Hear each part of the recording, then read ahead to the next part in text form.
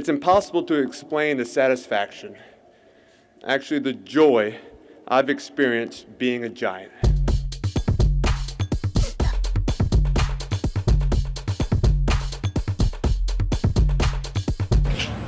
Bless it. Thank you.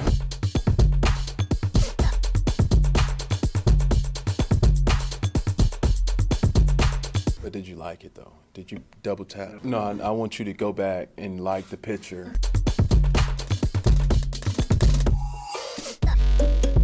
Who in the hell is Mel Kiper?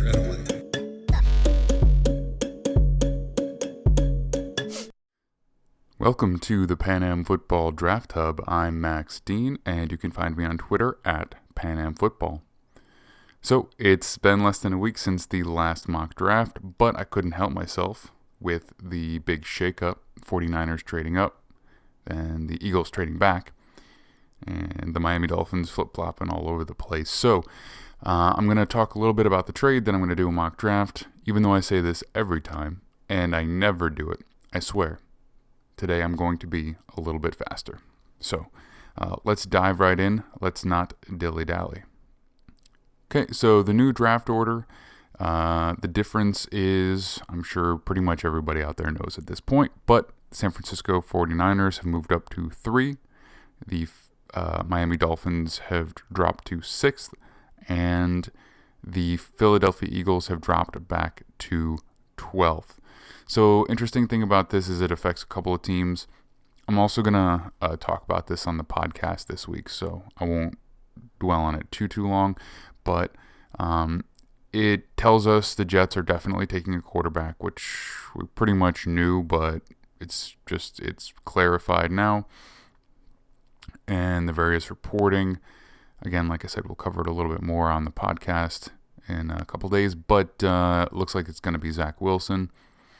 And the 49ers are obviously trading up for a quarterback. The Dolphins traded back to 12 and then back up to 6. And so basically, from my understanding, what happened was the Dolphins were in talks to potentially trade back with the 49ers at 12, and they were also in talks to trade back with the Eagles at 6, and perhaps other teams as well.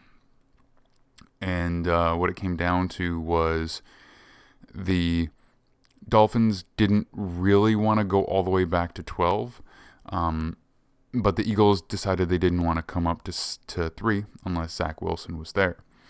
So because Miami was already in talks with both, they said, something along the lines of, are you interested in a trade back? And they probably had already been having conversations with the 49ers as well, since the 49ers weren't sure which position they were going to be able to trade up to. And so they said, yeah. Long story short, the Dolphins get an extra first-round pick in 2023, plus an extra third-round pick next year. And the Eagles get an extra first-round pick next year and a pick swap. So let's look at what the actual trade compensation is for both trades. San Francisco gets the 3rd overall straight up. Miami drops back to 12. Then they get a 2022 first from San Francisco and a 2022 third. So 2 picks next year, and then a 2023 first as well. So, essentially, they traded away, San Francisco, that is, they traded away 2 firsts, 2 future firsts, and a future third to move from 12 to 3. And so the Dolphins picked up a substantial amount of stuff there, but almost immediately thereafter, we had the second trade reported, which was the Philadelphia Eagles drop back to 12th overall, and Miami moves up to 6th. They basically do a pick swap, so the Dolphins move down from the 4th round into the 5th round as well. And then they get a 2022 first, which is reportedly the Dolphins' 2022 first, not the 49ers 2022 first that they picked up. So basically, the 49ers are without a first-round pick for the next 2 years. They also are lacking a third next year. The Dolphins end up gaining a third next year and a first in 2 years. And the Eagles end up gaining a first next year and get to move up a little bit. So that's the basic breakdown of the trade. Now let's dive into the mock and kind of see how everything shakes out. Again, we're not really going to spend any time on the Trevor Lawrence pick at first overall. The expectation is still 99%. That's what's going to happen. But like I said, what some of the other news that kind of came out this weekend is that the Eagles decided not to trade up to pick 3 because they were only going to do it if Zach Wilson was available, and they didn't expect that to happen. And because of the relationship between the Eagles front office and the Jets front office, being that Joe Douglas was most recently an executive with the Eagles before getting the GM job with the Jets, they figured that knowledge came from somewhere. Legitimate, not just guessing. So Zach Wilson, quarterback from BYU, is the guy. And the pro day, it was very impressive. I'm not going to lie. He measured out a little bit better than I thought he might. I really wasn't sure. I was darn sure he wasn't going to be 6'3". And I was afraid he was going to be pretty light. He measured out at 6'2", but 215. It was pretty clear to me that he had been working out pretty intently to weigh in a little bit bigger, but he looked a little bigger as well. And it didn't seem to affect his throwing at all. So the question is, can he hold it through a season?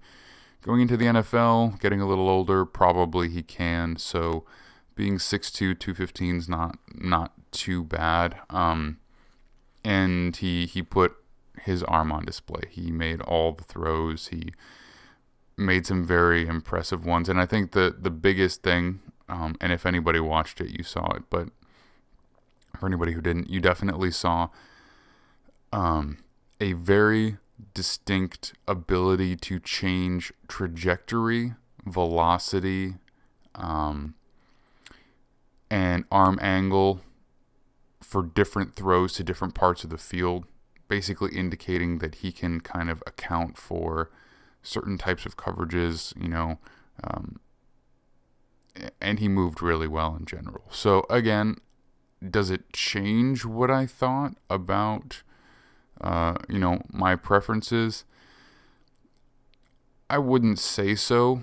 The truth is that probably Justin Fields is going to come out and have a great pro day in a couple of days too, because it's, pro days are built to make you look good. But did the weigh-in help me feel a little bit better? It did. And again, I'm not going to be disappointed if Zach Wilson is the pick, which he almost certainly will be at this point. So, at pick 3, the San Francisco 49ers take Justin Fields, quarterback out of Ohio State. I think people are overthinking this. I think that they're throwing things against the wall. They're also basically writing clickbait titles and, making inflammatory tweets about who they think the 49ers are going to draft. To me, Mac Jones is not even a question. Is not even a consideration because of the other guys that you have available. I don't think that there's any real shot that you take Mac Jones over these guys. You don't trade away that many picks for a guy that doesn't have that special upside. I'm not saying he can't be a good quarterback, but you're making this move for a guy that's got more than that. And then the difference between Trey Lance and Justin Fields, you look at Trey Lance, he's a very special physical specimen. He's got the size, the power, the running ability, he's got all this stuff, and you're like, wow, that's incredible. And yeah, it's the best out of anybody in this class. But when you realize who you're comparing him to, he's basically Justin Fields plus a little. And Justin Fields has been more consistent. At least he's had more consistent success. He's started way more games. He's done it against way higher competition. I'm not trying to take away anything from Trey Lance at all. It's just, I don't understand. Like, it's not like it's this huge drop off. Like, it's not like you're comparing Trey Lance to Mac Jones. Like, you're comparing probably the best athlete at quarterback who's come out since maybe even before Josh Allen to like the second best athlete at quarterback who's come out since maybe before Josh Allen. I mean, like, if you're trying to use that as a reason to go over Justin Fields, it doesn't make any sense. The only reason you would go Trey Lance over Justin Fields, in my opinion, is if you really, really like the person Trey Lance, which that's a totally different story. If that's how you feel, fine. But I just, it's like, I don't even know how to compare it. It's like, well, you gotta take,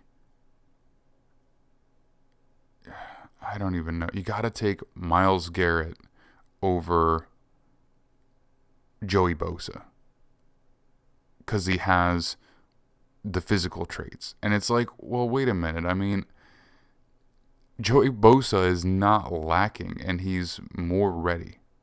I'm not saying either of them are necessarily ready for, day one to shine, but one is clearly more ready than the other, and there's no question about it. So, at least to me.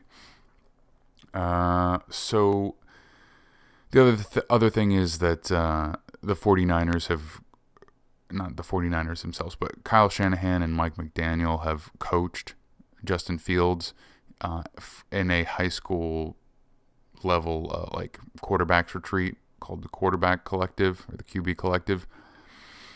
And so they know him personally. And so that's the other thing is that, you might say, well, only Trey Lance has had his pro day, so they've only really gotten to talk to him. And so they wouldn't have done this for Justin Fields because they haven't had that opportunity with him yet, except they know him personally. They've coached him before. They've seen him come up.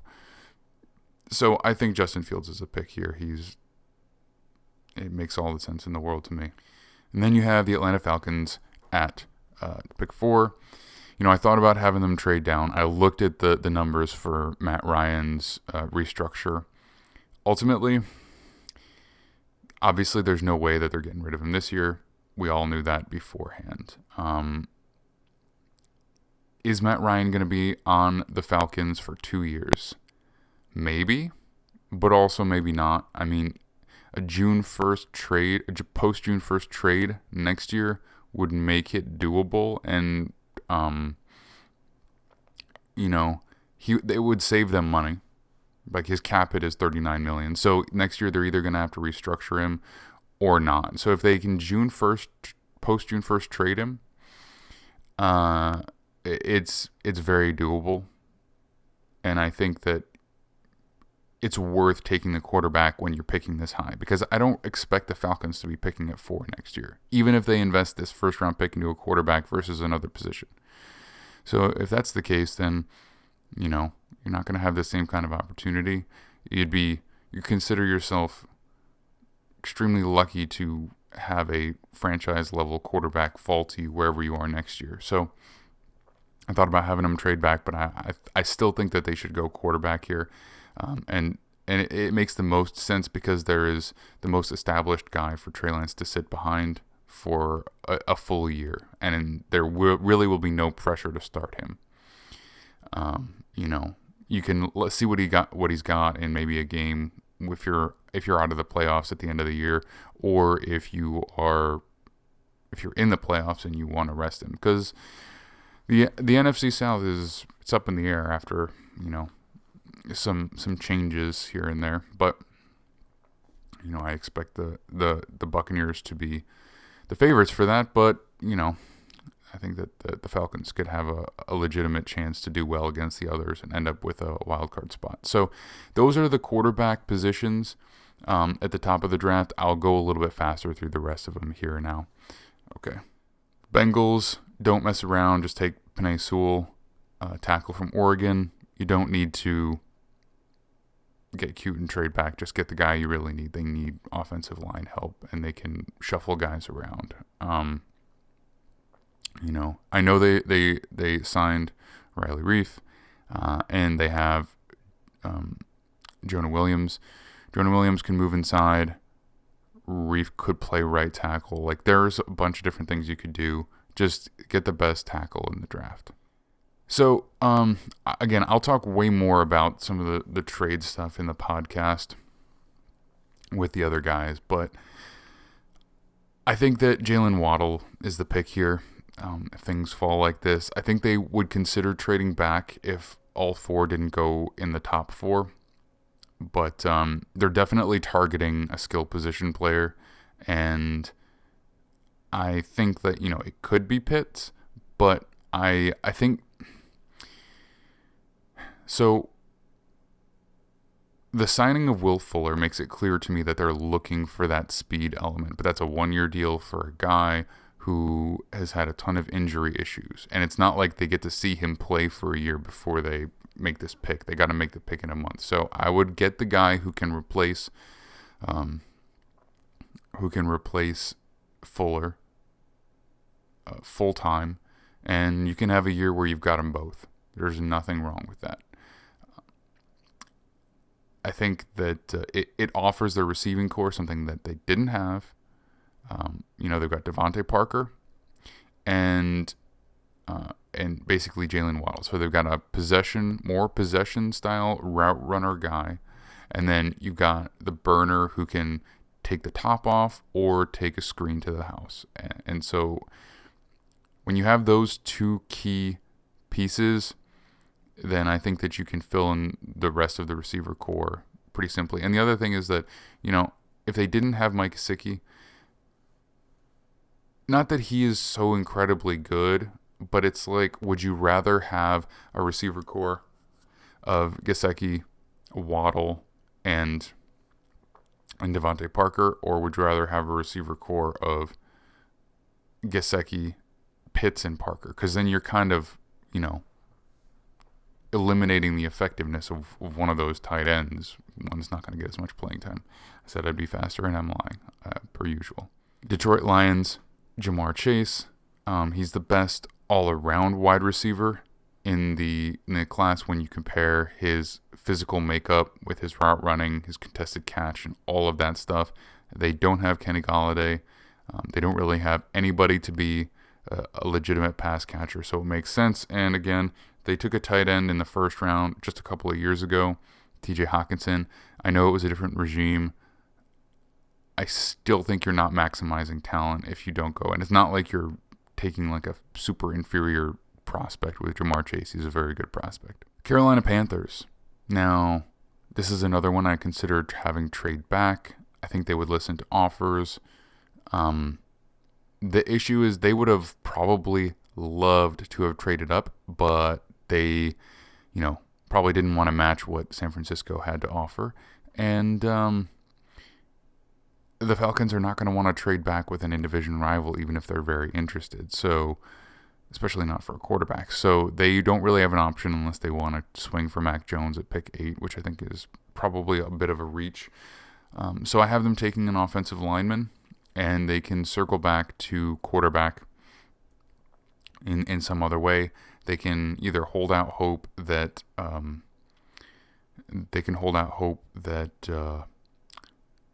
Deshaun Watson does become available and some of this stuff clears up after the draft. They could, send a second or third round pick to the Jets to try and get Sam Darnold as just a guy to compete with Teddy Bridgewater. And, worst case scenario, you waste a second round pick. Best case scenario, you find a franchise quarterback, And I don't think that they care about having to pay him in a year, because if he's good, they'll do it. They'll have the money at that point. But, They just need somebody, and they could just wait a year with Teddy Bridgewater, but I think they'll try and do something if they can. And to be honest, I'm not saying Teddy Bridgewater is bad, but if Joe Brady can put out a 1,000-yard season for like 4 different skill players or something like that with Teddy Bridgewater, I don't think that it's going to be an super huge challenge for them to be more successful with a guy like Sam Darnold. So better to just solidify the offensive line, since it's the main issue that they have. They signed a bunch of kind of whatever guys in free agency, so get a real talent there. So next I have the Chicago Bears going all out to get up for Mac Jones. Why? What else can they do? Literally, what else can they do? They're the franchise that is the most stuck out of anybody. Everything that's coming out is saying they're not interested in Sam Darnold. And again, if Deshaun Watson does become available later after the draft, they're still not going to be the team that has an optimum chance of getting him, because it's just,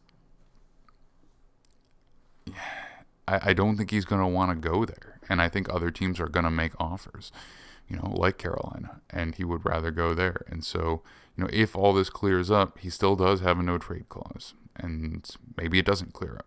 So what can you do? You can't just wait around. You got to do something. So I have them, I haven't laid out like a specific trade package, but I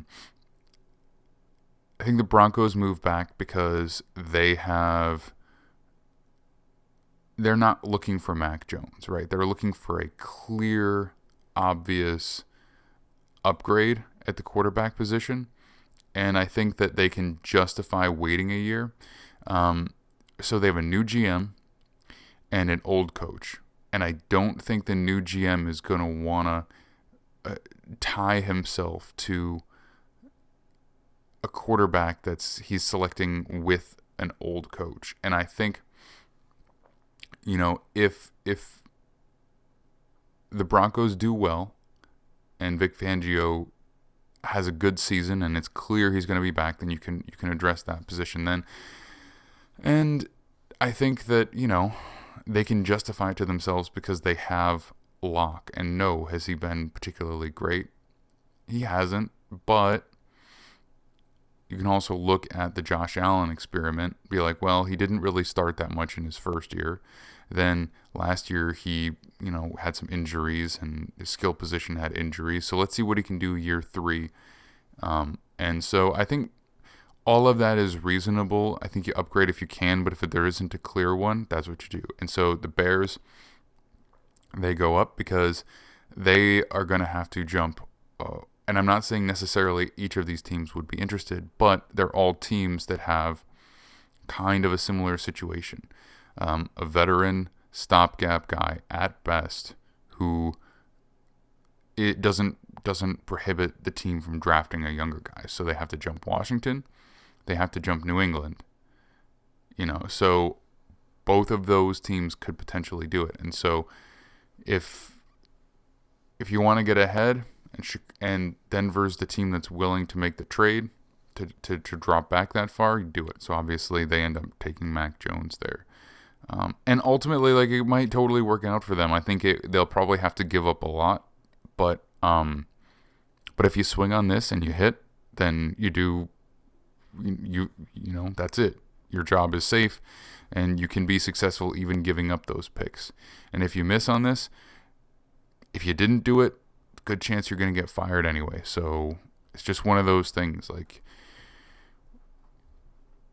You're screwed if you don't, and you might get screwed if you do, but you might not. So go for it. Cowboys take Patrick Surtain II, corner from Alabama. Talked about that plenty, so I don't need to dwell on it now. It's a pretty legitimate pick. Again, they could go edge, but corner also fills a good need, and he's a more clear top-end prospect without any real injury concerns. So the Giants, I have taken Kyle Pitts at 11. I think that's a little farther than a lot of people expect him to fall. I mean, he could go a little higher, Could even go a little lower. It's kind of a question about how people value the tight end position. So I know they have an Evan Ingram. However, he's nearing the end of his current contract. He has had some drop issues. Is it the end of the world? No, but if you have the opportunity to upgrade like this, I say why not, especially considering the fact that he is not a Dave Gettleman pick. And, I think when you combine the fact that you have Darius Slayton and Sterling Shepard, and then you bring in on a major contract Kenny Golladay, does that mean you can't draft a wide receiver this high? No, but, the guy that's left from the top three is Devontae Smith, and I'm not sure that he probably fits. But again, I think Kyle Pitts is probably a slightly better prospect at tight end than Devontae Smith is at wide receiver. I just think it fits. Then they don't have to worry about trying to re-sign Evan Ingram. They've got a new guy. They can trade him even if they want to, for something. Maybe they can get something in this draft on day 2 or 3. Or they just keep him into training camp and trade him to a team that ends up realizing they're desperate for a tight end. So next I have Minnesota jumping up a couple of spots and the Eagles dropping back a little bit more. So I think that the reason Minnesota does this is just because since they released Riley Reiff, they really don't have an answer at tackle. They could have what's his name? They drafted him, I think, in the 3rd round last year, and they played him at guard this past year, and that worked. And I think it's just like, I wouldn't want to pass on a proper left tackle in this draft because you had a 3rd round pick who played well at guard that you want to take a chance on playing left tackle. So. Excuse me. So I would like to take a tackle, and the reason I'm trading up is because I think the 3rd best tackle available also fits their scheme ideally well, and they know the Chargers are going to be in the market for a tackle. It's one of those most obvious needs in the draft, and so to just jump up a little with Philly just to make sure that you get your guy if he's still there, then I think it's worthwhile. So they jump up just 2 spots and take Christian Darrisaw, the athletic tackle out of Virginia Tech. Fits outside zone very well. Makes a lot of sense. And I think that they value the trenches, and it's a position that they need to address. And I think this is the time to do it. And if it only takes trading up 2 spots to ensure it, do it. So the Chargers are going to take a tackle. I think Jalen Mayfield is a great pick for them here. People have their tackle rankings all over the board. I think Jalen Mayfield is a really good player. He also offers some position versatility. He could play guard as well if they really needed him to, if they felt like that was the best location for him once, the best 5 kind of shake out. But I think that, he's a good athlete. Not quite as nice athletically as a guy like Christian Darrisaw, but he's up there. And I think, honestly, I don't think 13 is a major reach for him. I think once you get out of this top 12 area, if you're not looking for a wide receiver, I'm not sure that there's obvious guys that are so much better than everybody else. So if you're looking for a tackle, I don't think it's that much of a reach to go for it here. So the Eagles here, they've traded back twice, and they still get to grab potentially the best corner in the draft. I don't think that it's really that big of a deal that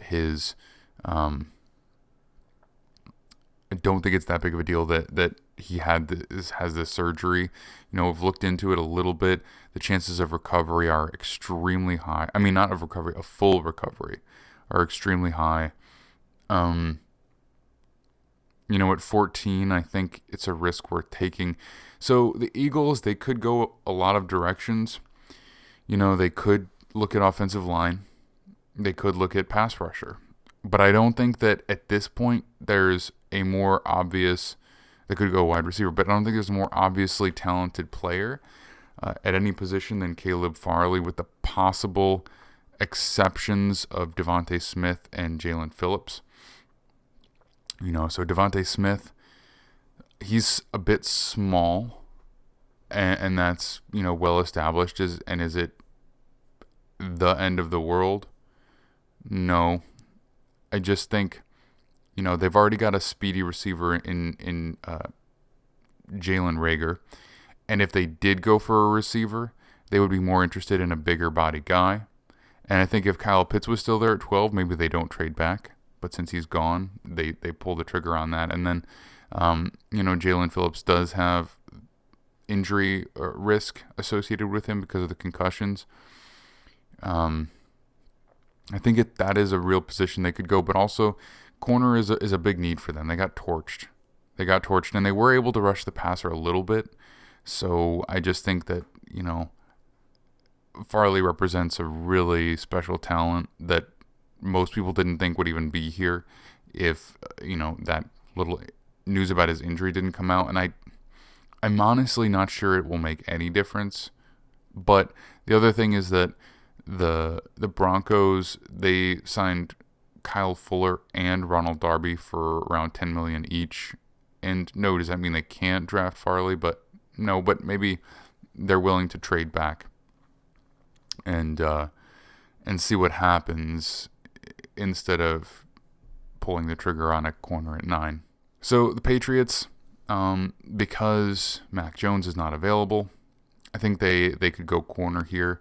I had them taking Micah Parsons before, but I think J.C. Horn is going to be a great fit there if he does go. I think they would like to move on from Stephon Gilmore. They don't want to pay him another contract. He's kind of older for a corner, and it's not that he's bad, but he could start to decline at any moment.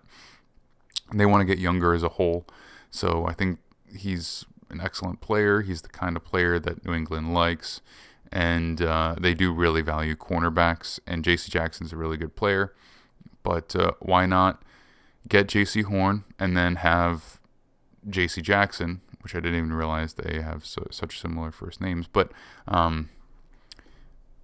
even if you have to pay J.C. Jackson, then you've got J.C. Horn on a rookie contract for 4 years. So I think that works out well. Then you can have a really good secondary for years. Arizona Cardinals, I think they can go Devontae Smith. I think that would be a really nice pairing. You throw Devontae Smith outside, and you kind of have him more of a Z type guy, and then you have AJ Green in the slot. Since he's not moving quite as well as he used to, you put DeAndre Hopkins on the outside, and then you have another one of the faster guys like Andy Isabella in the slot, and you can run your 4 wide air raid concepts and hopefully tear guys up. I think that would really add strength on strength. Could they go offensive line? I think they could, but it's interesting. It would be really fun for me to see. And the other thing is that once you get to 16, Devontae Smith starts to be almost too good to pass up. And I think they would be really tempted by a guy with his route running ability, especially who could be, coached up on the field as well by DeAndre Hopkins. It'd be fun to watch. That's what I can tell you, even if they don't end up winning a ton of games. Raiders take Tevin Jenkins. I ended up mocking him to them in the last draft, and I thought it was such a nice fit that I couldn't help but do it again. Powerful player, nasty type of offensive lineman. I think he'll fit in so well with what the Raiders like to do, with what John Gruden likes to do. So I think that's that one makes all the sense in the world. They just traded away a bunch of linemen, and so if he's there, is he the only player that fits? No, but does he fit very well? Yes. So the Dolphins, with Micah Parsons available, I think they jump on that.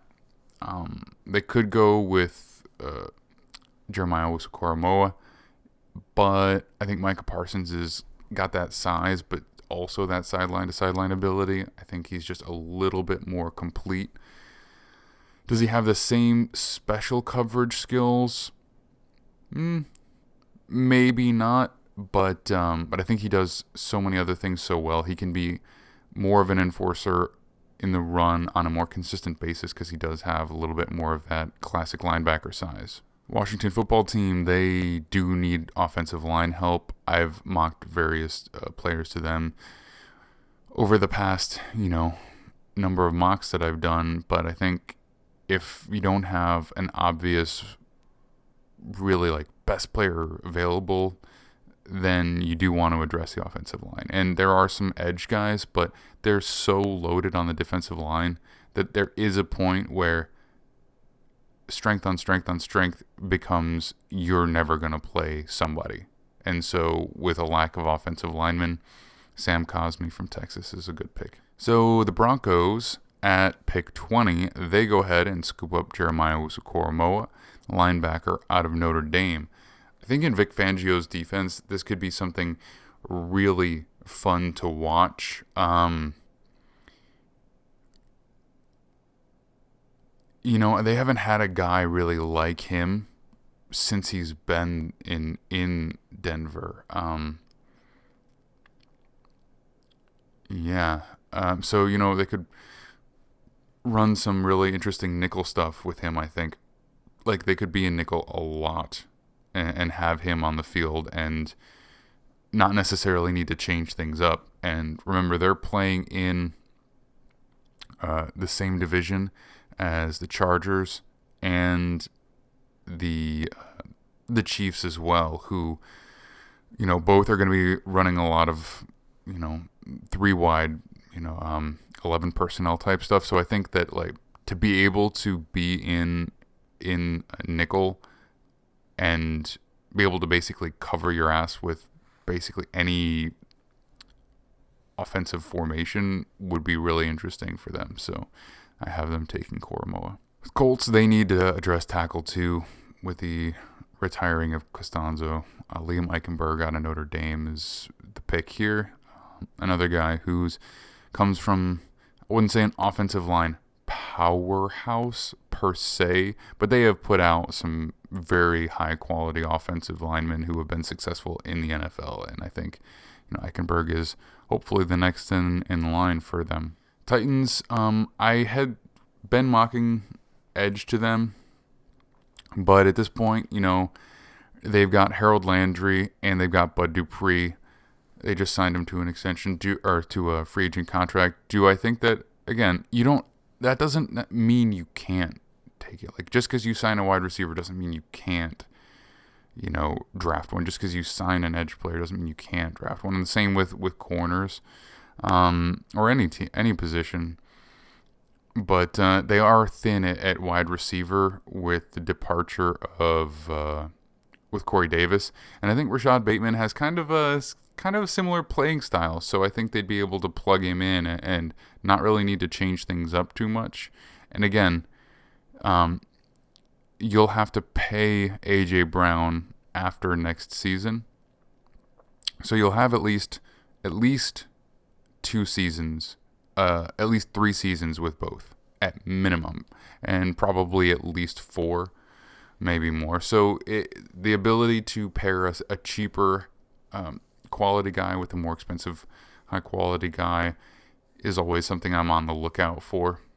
It allows you to make strength on strength without having to pay 2 guys veteran contracts at the same time. So the Jets, I have taking Jalen Phillips, the first edge to go in the class. There's really very little question that he's the most talented in terms of the size, technique, speed, athleticism, just combination. You do have that risk about the concussions, but if he's there, I definitely want the Jets to draft him.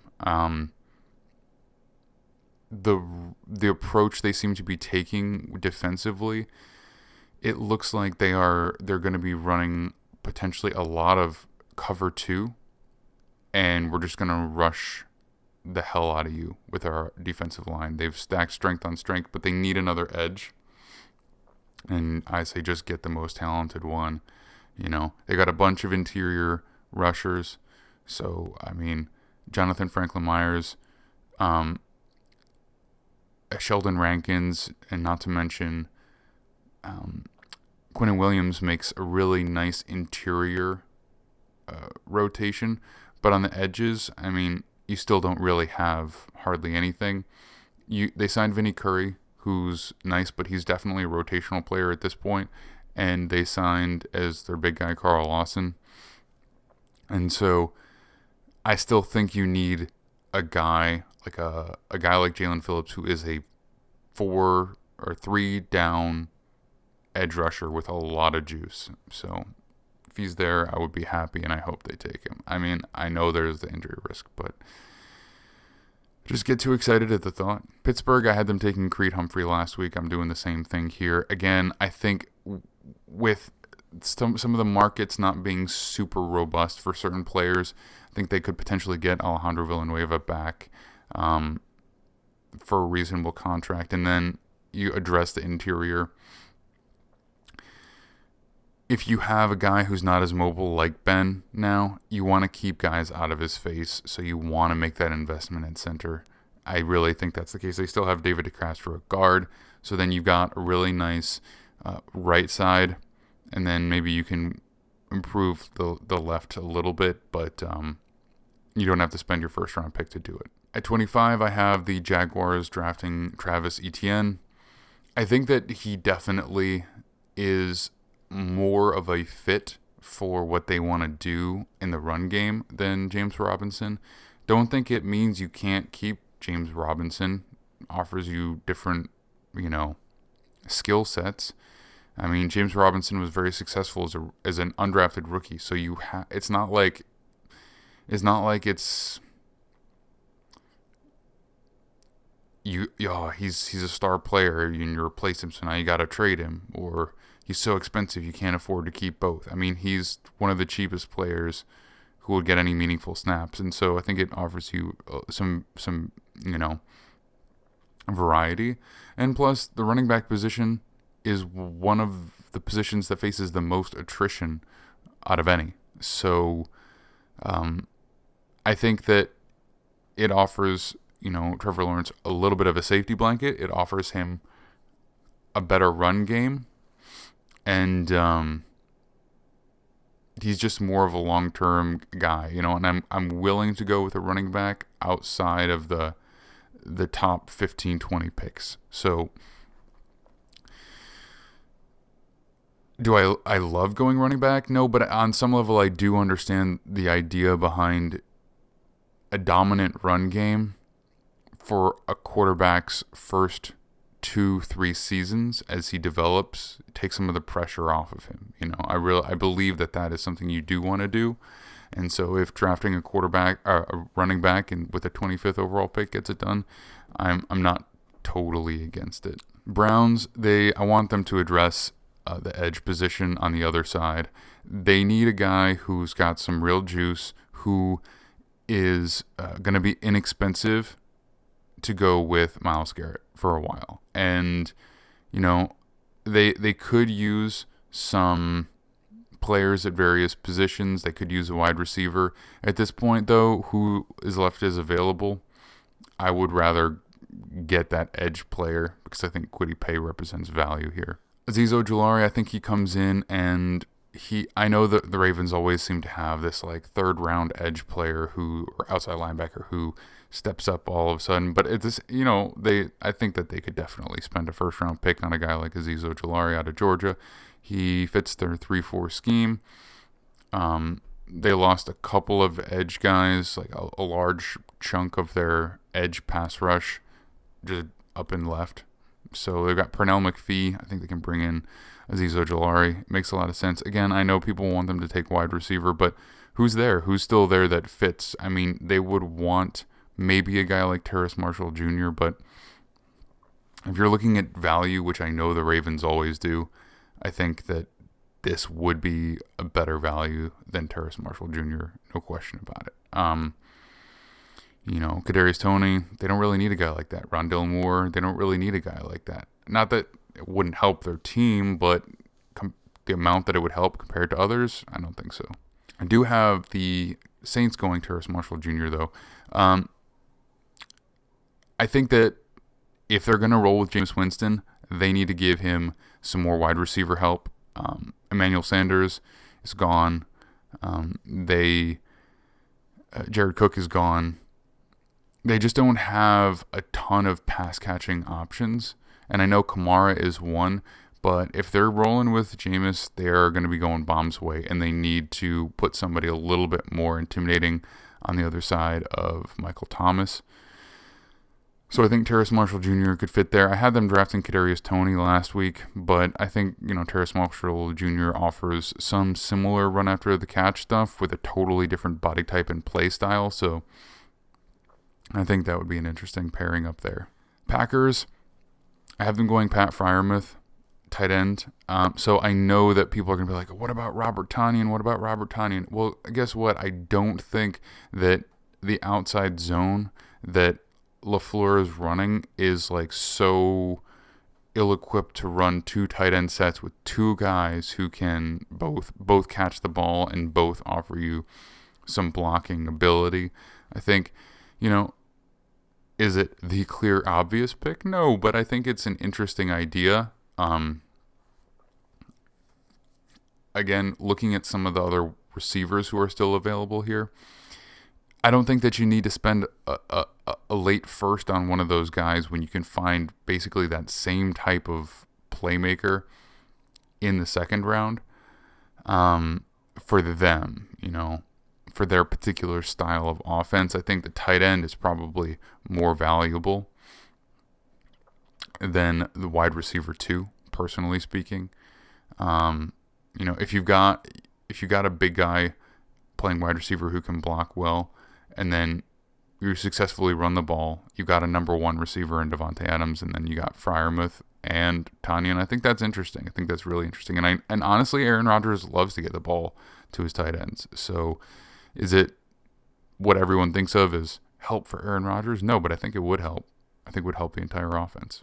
Bills, Greg Newsome, second corner from Northwestern. The Bills are interesting because I think they are in a spot where they could just do a bunch of different things that would all make sense. I had them go with Gregory Rousseau last week. I think that makes sense. I think that could work out really well. And now I have them taking Greg Newsome. I do think they could upgrade the other corner spot opposite Tre'Davious White. Again, would be a cheaper option to pair with an expensive option for a good number of years. So that makes sense as well. So I feel like they could do so many different things because they're overall a pretty well stocked team in terms of depth.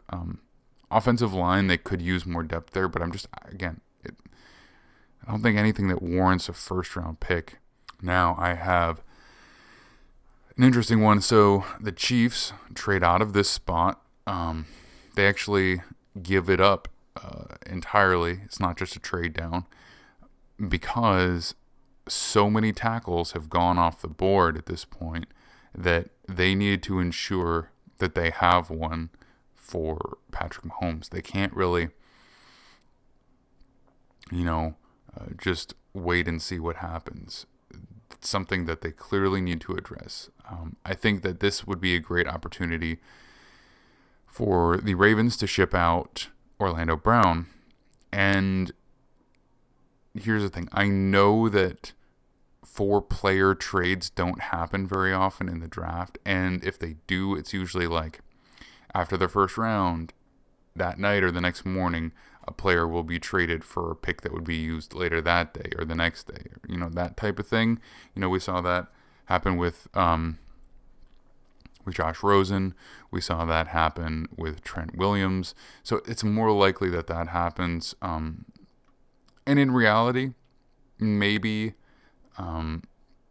they would rather trade a future pick. But I think one of the things that would happen potentially is if the Chiefs didn't do this, the first night of the draft would end, teams would start calling Baltimore about Orlando Brown. A team that maybe wanted a tackle, was interested in considering taking one, and they found either a different prospect that was better. Guess who has one of the lowest second-round picks? The Chiefs. So guess who would be behind every other team that was interested in trading for Orlando Brown with their second-round pick? The Chiefs. So I think that, if they were to wait, other teams would be able to outbid them very, very easily. So they throw their first round pick to the Ravens, and I think that they could potentially get a pick back too, maybe a third round pick. Maybe that's too high. Maybe a fourth round pick they could get back, something like that. So it's not just a straight up first rounder for him, but that allows Baltimore to go for Elijah Vera Tucker, guard out of USC. Again, the Ravens will be able to take a wide receiver with their second round pick if they want. And I think guard is a position that would be well served with an upgrade for them, because they're just the run heaviest team in the NFL. And I think Tucker is a guy who's going to be able to run a lot of their smash concepts nicely. And it represents good value. Again, Baltimore is always looking for value. Best player at a position of need, a clear, obvious best player. And finally, for another mock draft that is almost as long as all of my others, Kadarius Toney to the Tampa Bay Buccaneers. So why does this make sense? Well, because they literally have their entire team back on defense. I don't think they're missing really a single player. They've got both interior linemen, they've got both edge players, they've got both interior linebackers, and their entire secondary is back. So who would they go for? I mean, they could take an edge for the future, but I don't think they're even considering the future right now. On offense, they have Mike Evans. They've got Chris Godwin. They've got all their tight ends back. They've got all their offensive linemen back. They just re-signed. Leonard Fournette to a 1-year deal. So now they have a pretty full running back room. So why not just go for the guy who's gonna replace the Antonio Brown role? Kadarius Toney, wide receiver out of Florida, offers you a few things that you can do that you couldn't do last year, really. It's literally the only position that they didn't bring the guy back. I honestly think, off the top of my head, they have 21 out of their 22, no, more even. They've got 22 or 23 out of their top 25 biggest role players last year. It's crazy. So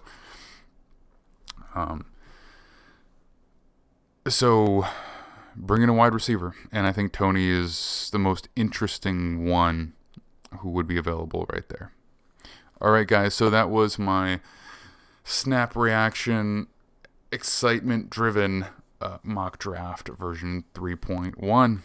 So that should be coming out Monday, and check back Tuesday for the Pan Am Football Show podcast with Seth and Jeff and I, and we will be talking about the trade at length and goofing around with some other stuff too. All right. Have a good night.